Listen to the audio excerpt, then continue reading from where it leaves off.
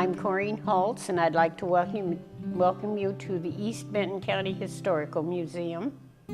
We're located at 205 Keewaydin Drive in Keewaydin Park. We're open Tuesday through Saturday from 12 to 4.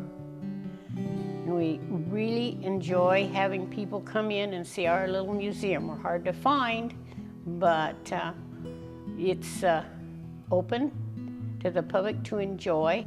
Okay, this month we're doing a display on baseball in honor of Father's Day in June. We set up 2 cases. One has the older baseball pitchers, and this table here has a display case with baseball cards that have been given to the museum. One's on loan. It's a very special baseball card. Then we tried to show baseball teams, just a few. We hadn't room enough to show them all that have played here in the Tri-Cities, both the semi-professional and the high school and town teams.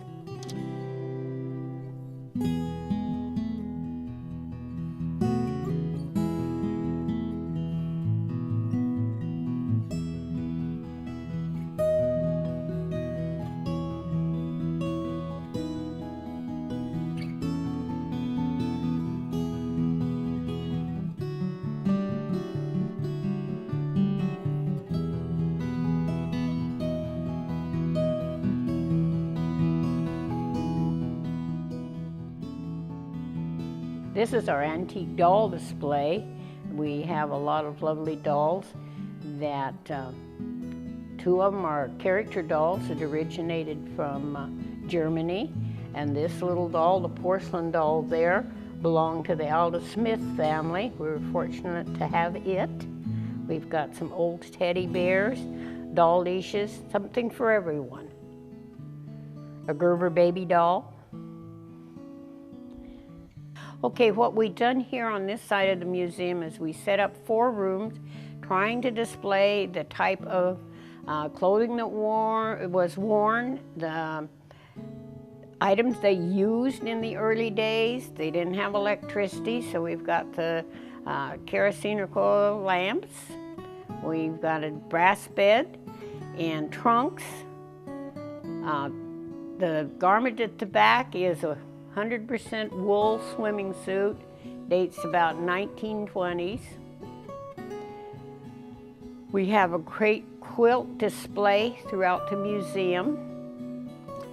And of course the spinning wheel is a beautiful day. We have 2 of them.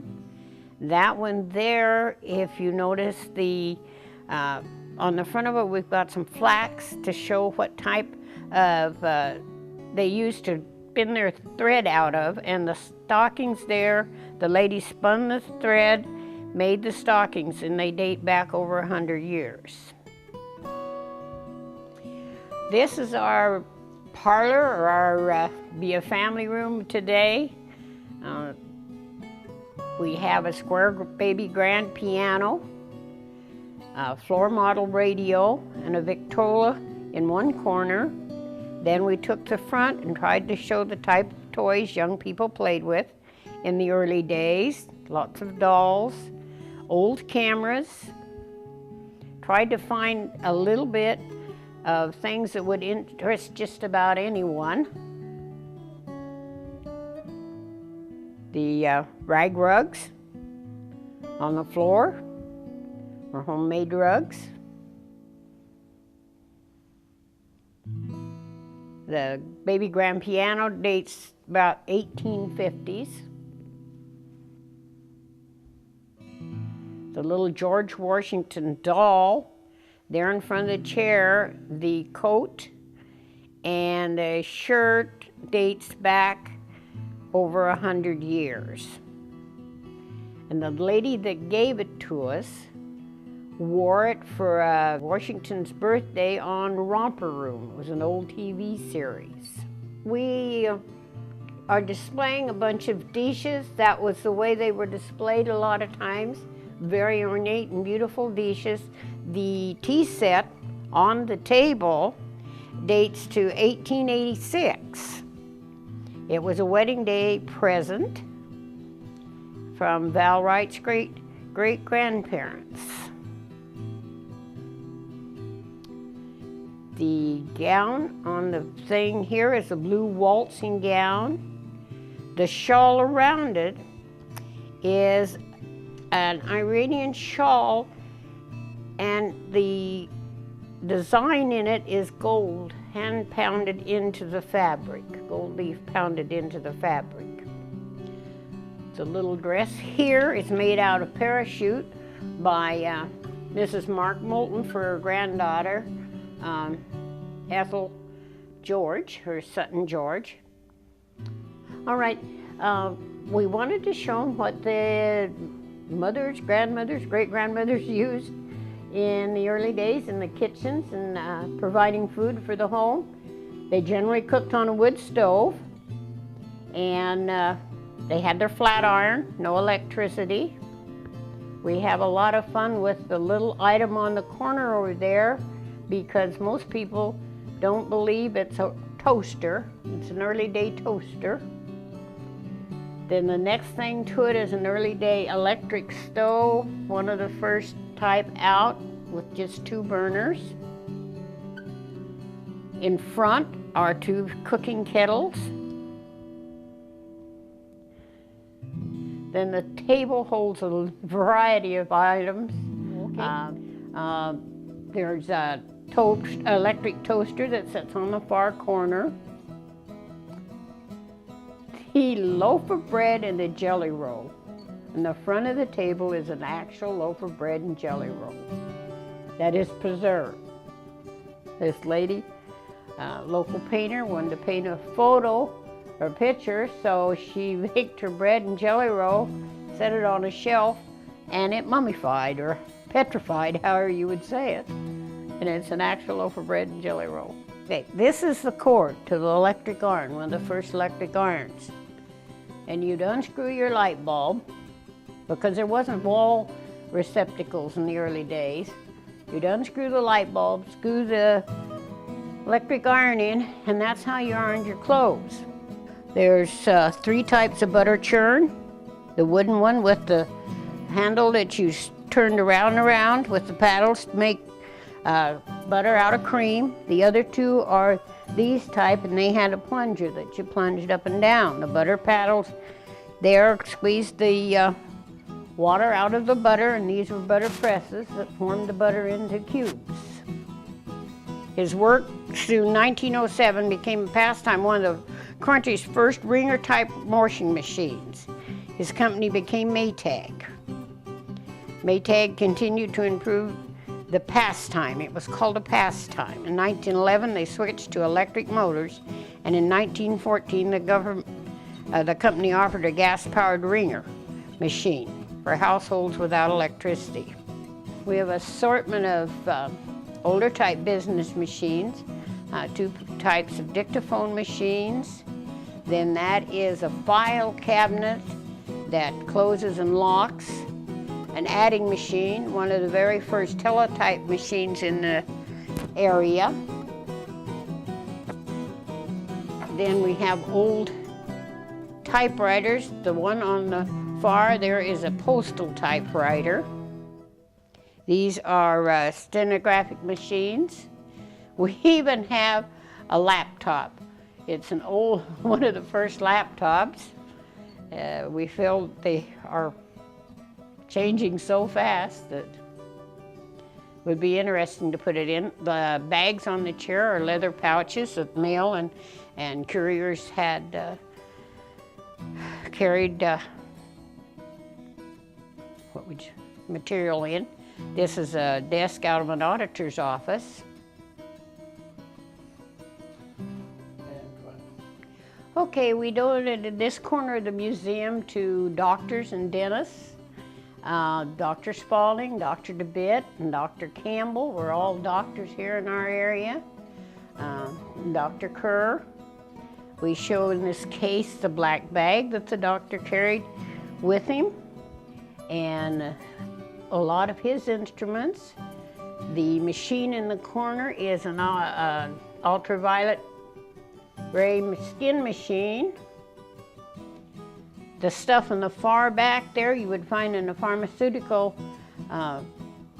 office or drugstore. Then the tall machine is one of the very first X-ray machines in the area. It was given to us by Cadillac Medical Hospital.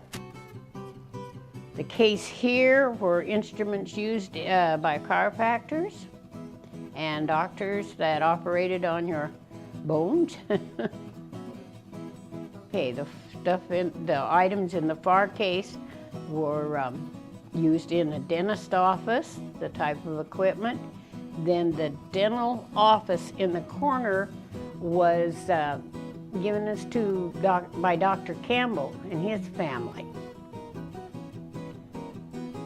We donated a section here to the Hanford, White Bluffs, the towns that are no longer there. When the Hanford, White Bluffs Pioneer Association decided that their membership was declining, they contacted us and asked if we would like their memorabilia, and if we would take it, could we put a section up to display it for them. So we did. We told them that we'd put a permanent display up in honor of them, and that's the part of this. We have more information in our library, but this is all of a lot of the pictures and memorabilia information. This section is our newspaper printing presses. There's two types of printing presses there, the large one and the smaller one. It's fascinating to show the young people that come into the museum and explain to them that each letter had to be set, and each space all by hand. It was set backwards, so when it printed, it came out so you could read it. We got on some display some of the very earliest newspapers printed. We have a book press on the floor.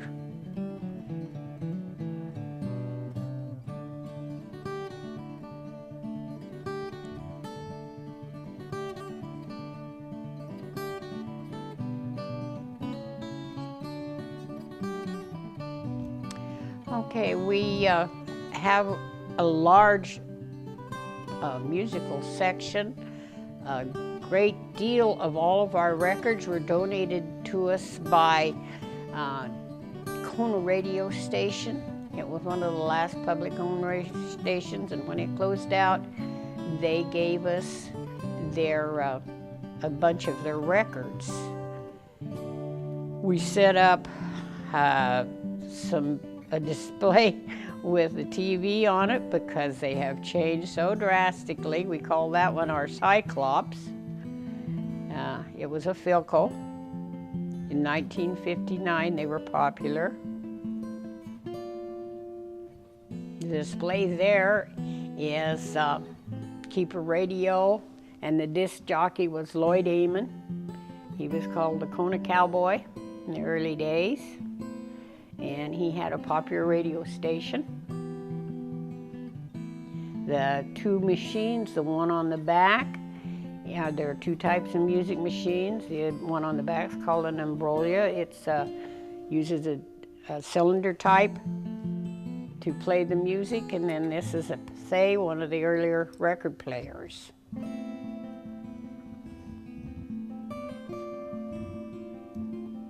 This is an early day telephone operator station. It was in use till 1968. It's quite a draw to explain to the young people the party lines and how we used telephones when they first came out. It's pretty hard for them to understand. Today's technology is so different. Yes, this is one of our few hands-on display. We let the young people come around and plug the instruments in, and we take them through a tour and explain to them how it all worked. Okay, this is our Native American section. We've got the rocks with the petroglyphs on them, and the arrowheads. We call it our J. Perry Gem Point collection. They've been, there's some here, some out Sacagawea Park, and there's some at a museum in Oregon. We're very fortunate to have this large display. It's quite a draw to the museum. The rocks on the back of the counter there show the type of rock that the arrowheads were made out of.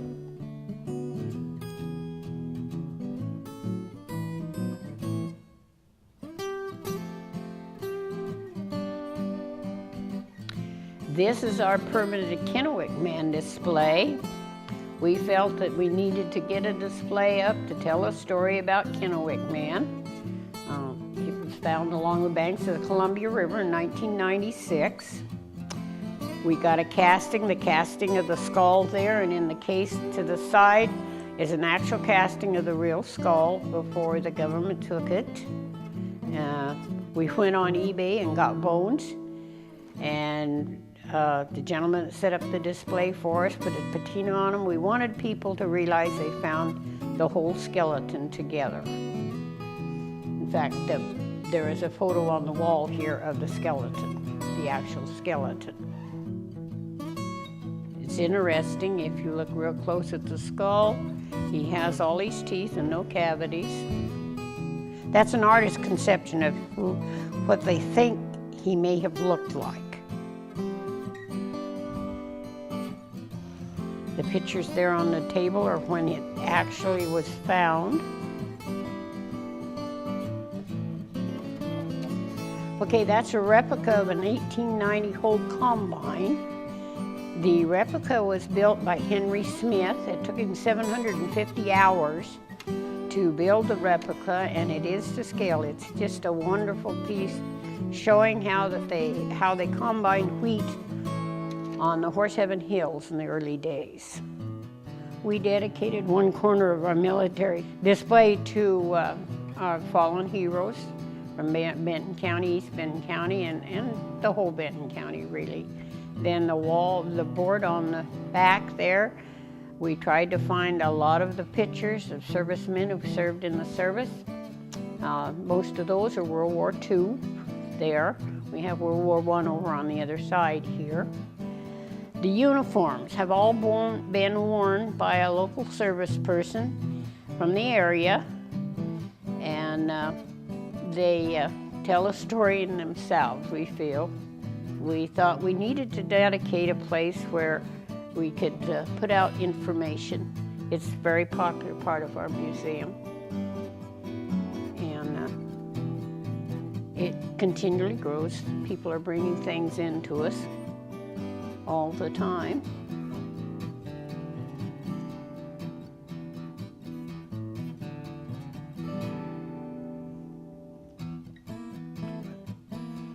The display case there has some World War I photos and World War II. Then it has mess kits and first aid kits that were used in World War I and World War II. Some medals. Our petrified floor walk in wood floor came to us from Gordon Maxey. He had it in his home. It took him 16 years to collect all the rock and cut it and polish it, and he had it in his own home. When he passed away, the gentleman that inherited told us if we would build a building, they would give us the floor. So that's the gentlemen on the wall there were the main instigators in getting the drive started to build our museum. That's Dr. Spalding and Glenn Lee and George Jones. All the funds that went into building the building were donated. We did not get any city, state, or federal help. It took about 1982 was when it was dedicated. I'd like to thank you for taking time to view this article. We'd love to have you come see us in the museum. We appreciate all the attention that we can get.